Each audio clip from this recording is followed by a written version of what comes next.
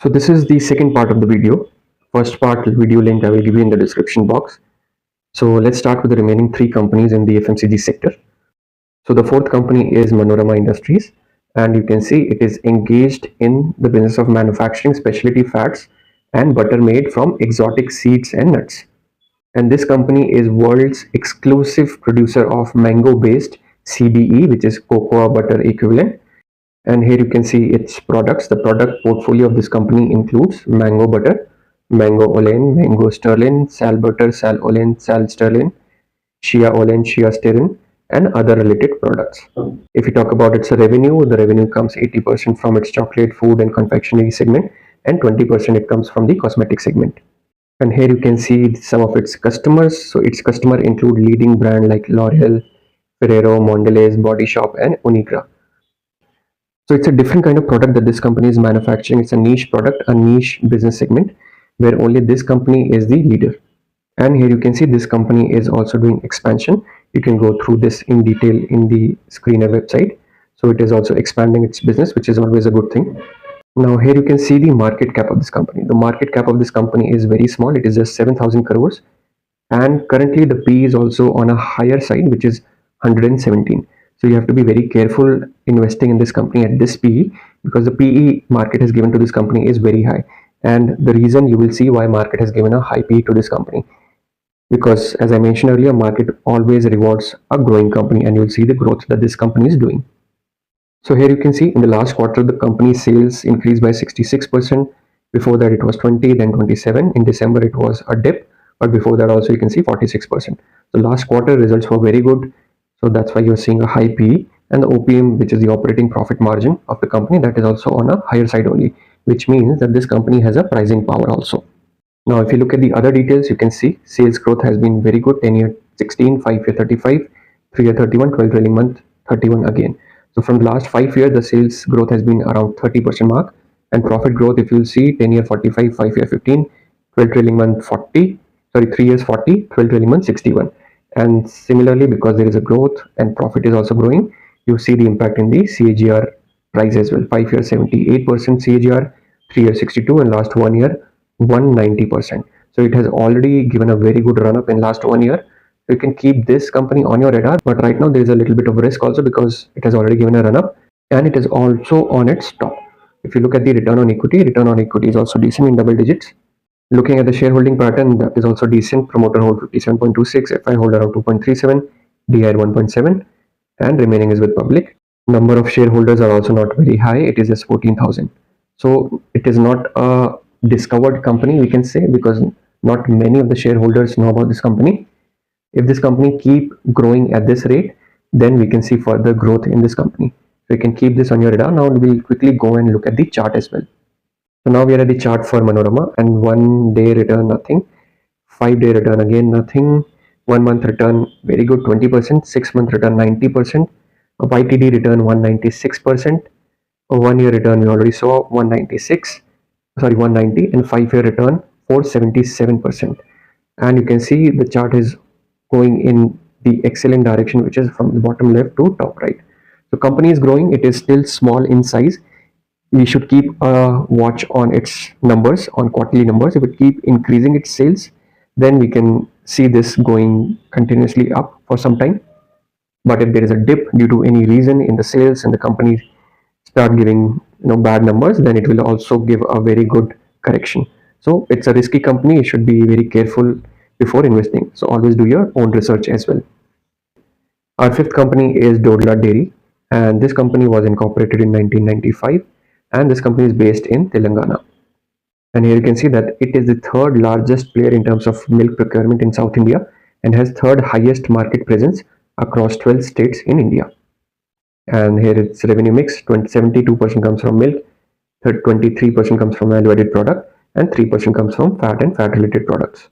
And if you look at the geographical split, 3% comes from Uganda, 3% from Kenya, and remaining 94% from India. So here you can see some future outlook for the company. They have set up a new plant in Kenya after successful foray into Uganda. So they are expanding now in the African region also. Now this company also has a similar market cap. It is a 7,400 crores. However, the PE is still better, 34.5. If we look at the sales for last quarter were very good, around 30%. Before that, it was 10%. Before that, 8%. So in the last quarter, it has started increasing the sales. Let's see if this continues. In case if it is continuing, then you'll see a good growth in the share price as well. So here you can see the other details. The sales growth is not exceptionally high also, but it is decent, around 15% mark, and profit growth for 5 years was good. 3 years it dipped, but 12 trailing month it has again picked up 59%. Stock CAGR has been decent, 3 year 29%, 1 year 54, and return on equity is also decent. Coming on to the shareholding pattern, promoter hold close to 60%, then around 11% is held by FIIs, DI hold around 18%, and remaining is with public. And number of shareholders are 33,000. Now we are at the chart for Dodla, and 5-day return is nothing. 1 month 4%, 6 month 42%, YTD 42, 1 year 55, 5 year 115. It got listed in 2001 only. So it has not completed 5 year yet, but it has given a return of 115%, which is not very high, but considering the last quarter result, if it continues to show the same performance, it can really perform good in terms of its share price as well. So you can keep this also on your radar and do your further research on this company. So our last and final company is Bikaji Food. So you can see this company is India's largest fast-moving consumer goods brand company, and it has 6 principal categories, which is like bhujia, namkeen, packaged sweets, papad, western snacks, and as well as other snacks, which includes gift bags, frozen fruits, matti range, and cookies. So here you can see the manufacturing facilities of this company. It has 11 operational manufacturing facilities, one in Bikaner, Guwahati, Tumakuru, Bihar, and they also do contract manufacturing for other companies as well. And in terms of their geographical presence, it has core market in states like Rajasthan, Assam, Bihar, and its focus market is UP, Punjab, Haryana, Delhi, North India, and Karnataka and Telangana in South. And this company also has a strong presence in 25 plus countries across the world.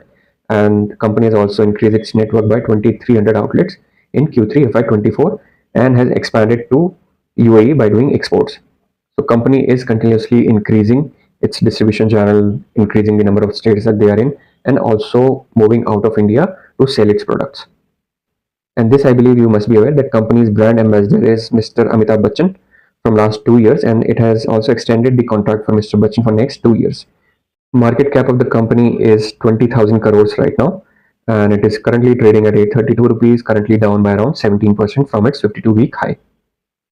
If you look at the quarterly results, the company has been putting strong results quarter on quarter. March 2024, 32% growth, then 17%, then 19%. So in the time of difficulty where companies are struggling to post growth, profit, this company is doing fairly well. Now coming on to the other detail, you can see the company sales growth is very good, very consistent. Last 10 year, 19, 5 year 21, 3 year 21, 12, 21, 22. So growth has been consistent for around 20%, and profit growth also has been very good. 10 year 27%, 5 year 40, 3 year 44, 12, 21, 66. And stock price CAGR for last 1 year has been 48%. So this is a recently listed company. It has still not completed 3 years, but I think this company has good longevity, and if we stay invested in this company after the research, then I think this company can go and give very consistent return over a longer period of time. Return on equity also, you can see it's very good. Coming on to the shareholding pattern, the promoter holds close to 75% stake, which is always good. If the promoter are holding the maximum stake, which means that they are very much focused in growing the company, because if the company market price, share price grows, then their wealth grows the maximum. Then we have the FIs around 7.5, TIs around 12.78, and very less is with public, which is always a good thing, because which means that the float of shares in the market is very less, because promoters are not going to sell it. FIs, DIs, they don't sell very often. They will sell it after a few years or months, but public keeps selling and buying, and eventually the share price is driven by demand and supply.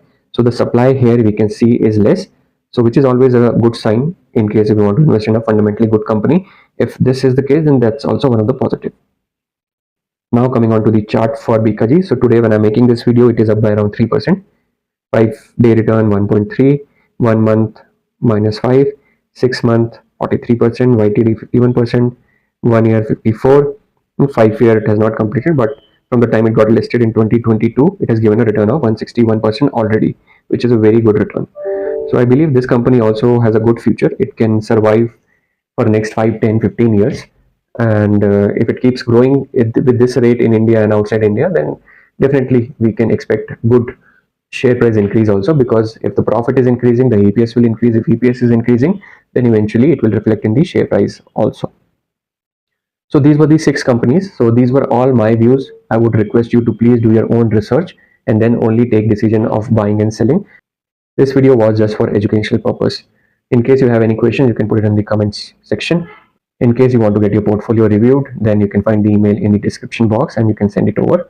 I will try to review and give my view on these shares that you have in your portfolio. So that's it for now. We'll meet in the next video with some new information. Thank you.